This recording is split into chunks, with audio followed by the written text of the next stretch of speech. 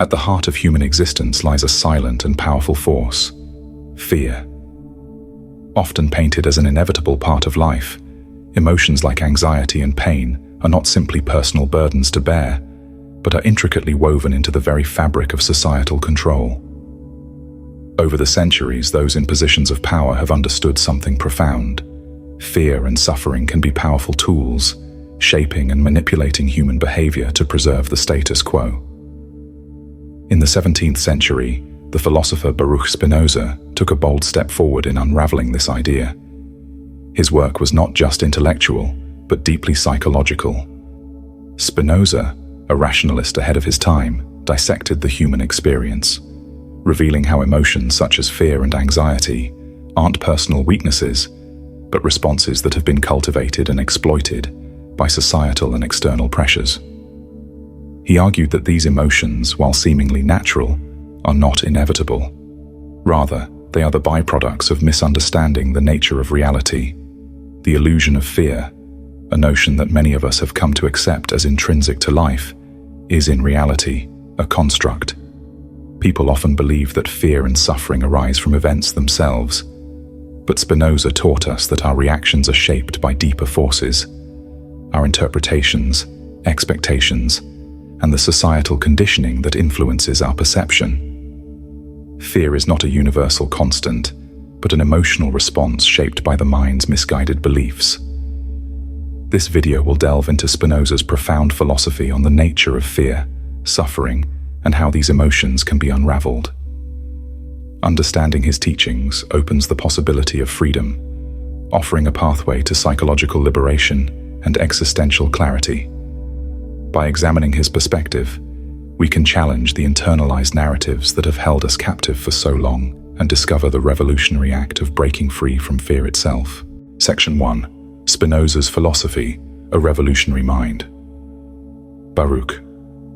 Spinoza's life was marked by conflict and isolation, but these very challenges propelled him into creating a radically new way of thinking. Born into a Sephardic Jewish community in Amsterdam, Spinoza quickly became a figure of controversy due to his intellectual independence. His ideas about religion, God, and human nature directly contradicted the orthodox beliefs of his time, ultimately leading to his excommunication at the age of 23. In a community where conformity was expected, Spinoza's rejection of traditional religious dogma was not just a personal stance, but a revolutionary act that redefined the relationship between the individual and the world around them. It was in his separation from this world that he found his true path, the path of questioning everything and constructing a philosophy that would challenge the very fabric of human experience. His philosophy wasn't just a critique of religion, but an inquiry into the mechanisms of existence itself, where he began to see the power structures around him as not only external, but deeply ingrained within the human psyche. One of Spinoza's most radical ideas was his rejection of free will. The popular belief that humans are free to make choices, independent of the world around them, was one that Spinoza systematically dismantled. For him, the idea that we are free agents acting on our own volition was a deeply flawed concept.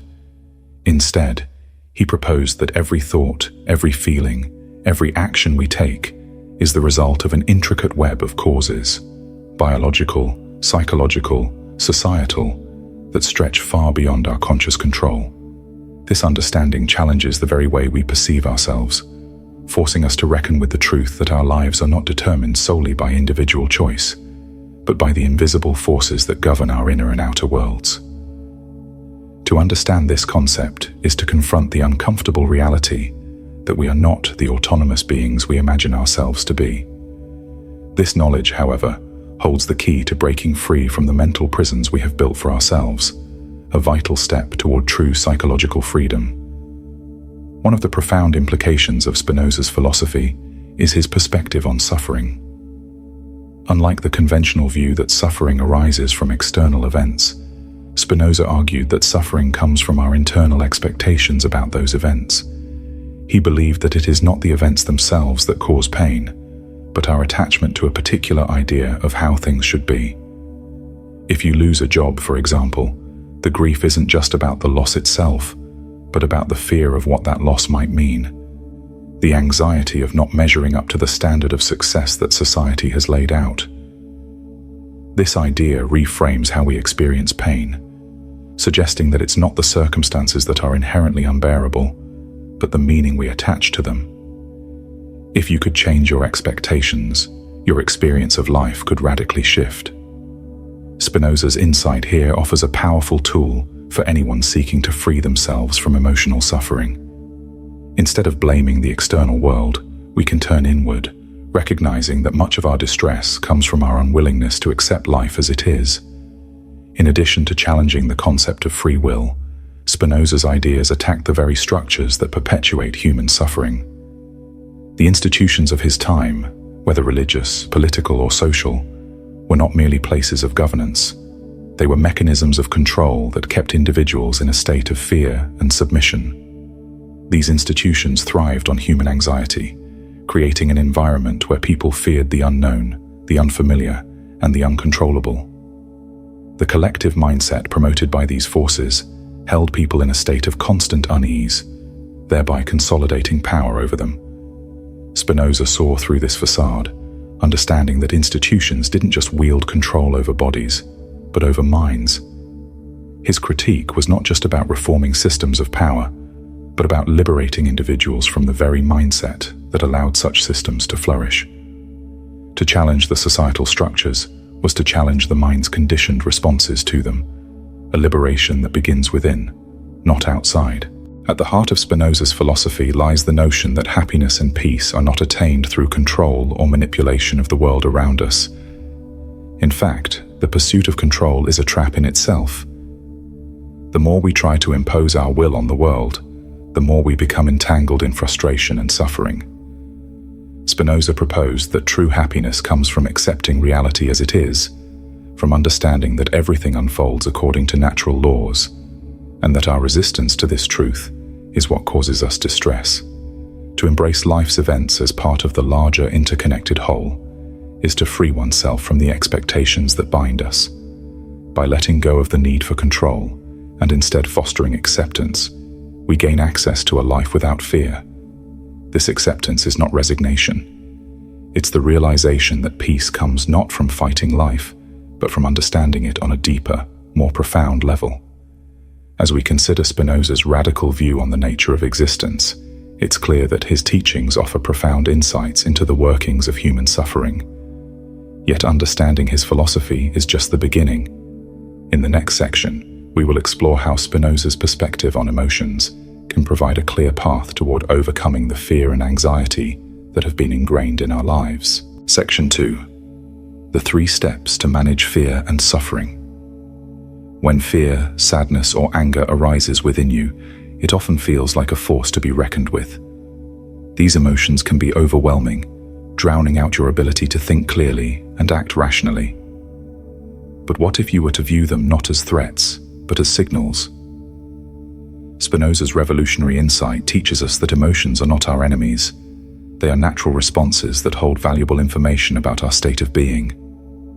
When you feel the surge of fear or frustration, your first step isn't to react impulsively, but to observe. Pause, detach, and ask yourself, is this fear based on reality, or is it an exaggeration of my thoughts? In doing so, you separate yourself from the immediate emotional storm and gain the space to decide how to respond. By practicing this form of detachment, you prevent these emotions from hijacking your actions, and you gain control over how you navigate the world. The key here is awareness, being present with your feelings without being controlled by them. By observing without judgment, you allow the emotion to dissipate naturally, without adding fuel to its fire. You can deepen this practice by becoming aware of the stories you tell yourself about your emotions. Fear often emerges when we anticipate something negative happening. But what if that fear is rooted in a distortion of your thoughts? Spinoza suggests that most of our emotional responses are not reflections of the external world, but are shaped by our expectations. Take the time to challenge these expectations. Ask yourself, what's the worst-case scenario and how likely is it to happen? By reframing the emotional narrative, you remove the grip that irrational responses can have over your life. Your emotions don't have to dictate your decisions, nor should they control your behavior. You have the power to pause, breathe, and decide how to engage with your inner state. Through consistent practice, you can shift from being reactive to being proactive in managing your emotions. The second step in Spinoza's method for managing fear and suffering involves tapping into reason, the most powerful tool in transforming emotional turmoil. Spinoza believed that reason is the antidote to the chaos of uncontrolled emotions. You see, when life presents challenges, be it a criticism at work or an unexpected setback, our initial impulse may be to react emotionally. It's easy to feel insulted or to collapse into despair. But Spinoza offers a different perspective. Instead of succumbing to emotional impulses, reason allows us to step back and ask, what does this really mean for me? A harsh comment from a colleague might sting at first, but through reason, you can reframe the situation. Could this feedback be an opportunity to grow? Could it be a stepping stone toward improvement rather than an attack on your worth? Spinoza's view urges us to confront the truth. Negative events are not inherently destructive unless we choose to perceive them as such. What seems like failure, too, can be reframed as a new beginning. Spinoza teaches us that events are neutral. They simply are. It's our judgment of these events that creates suffering. When you're faced with a failure, whether it's a missed promotion or a lost relationship, there is an initial temptation to view it as the end of the road. But this is where reason can shift your perspective. Could this failure open new doors that were previously unseen? By adjusting your lens and interpreting events differently, you reduce their emotional impact. Spinoza emphasizes that it's not the event itself that causes pain, but the meaning we assign to it. This simple shift, reframing from a loss to a lesson, can change everything. Reason doesn't eliminate pain, but it does soften its sharp edges and transforms it into a stepping stone for growth. Acceptance is the third and final step in Spinoza's path to freedom from suffering. This principle may seem counterintuitive, especially in a world where people are constantly taught to fight for what they want. The prevailing belief is that we must resist and struggle against the things that don't go our way. But Spinoza challenges this mindset. He understood that resistance to what is inevitable only prolongs suffering. When something is beyond your control, whether it's a global crisis, a personal loss, or an uncontrollable setback, resisting it only ties you to your misery. Instead, Spinoza teaches the importance of acceptance, not as a resignation to the fate we wish to avoid, but as an act of wisdom. Acceptance is about recognizing the limits of your influence and understanding that not all events are within your power to change. When you embrace what cannot be changed, you stop wasting precious energy on futile battles. By accepting reality as it is, you open yourself to new possibilities. Let's say you're stuck in a difficult situation, perhaps a job you no longer enjoy, or a relationship that's faltering. Instead of continuously resisting these circumstances and longing for them to be different, Spinoza's philosophy encourages you to see the opportunity within them. Accept the reality of the present moment, and you'll begin to notice new paths opening up that you hadn't seen before. True freedom comes from letting go of the futile fight against reality, allowing your mind to clear and focus on adapting to what is.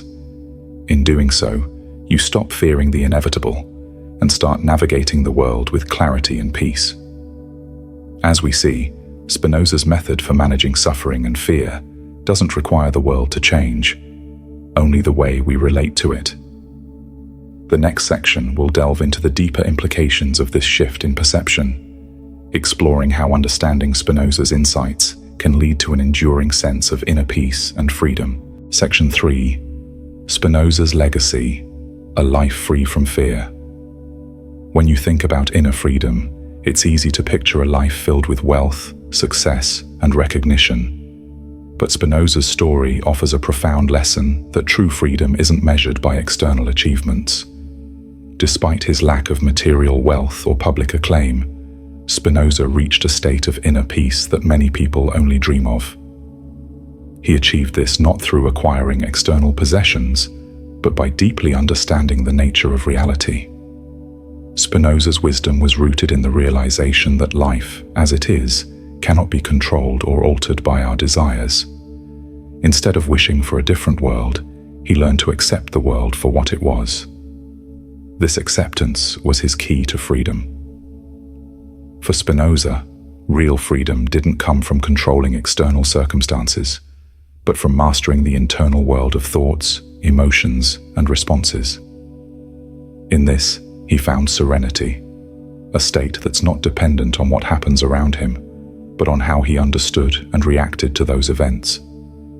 You too can find peace in the realization that your freedom isn't tethered to external success. Spinoza's life exemplifies how true inner liberation is achieved when we stop trying to bend the world to our desires. His philosophy encourages you to embrace the fact that everything, your life, your experiences, follows an intricate web of causes and effects that are often beyond your control. Yet, it's the way you perceive these events, how you interpret them, and the way you choose to react that shapes your reality. This shift in perception, from a victim of circumstances to a participant in life's natural flow, is the key to living without fear. Spinoza's legacy has rippled through centuries, profoundly influencing modern thought, especially in the realm of psychology. His ideas on freedom, reason, and acceptance resonate deeply with the way we understand emotional health today. In a world where people are constantly in search of quick fixes, whether through material success, social validation, or even medication, Spinoza's teachings offer a radically different approach. His philosophy doesn't promise freedom from hardship, but it does offer a way to transcend the emotional chains that suffering can impose. By relying on reason, observing your emotions without being ruled by them, and accepting the uncontrollable aspects of life, you can begin to live more peacefully. This understanding is timeless, making Spinoza's ideas as relevant now as they were in the 17th century. The path to true freedom, according to Spinoza, is not one of escapism, but of deep engagement with life's fundamental truths. It's a path that involves recognizing the limits of your control while still exercising your power over how you respond.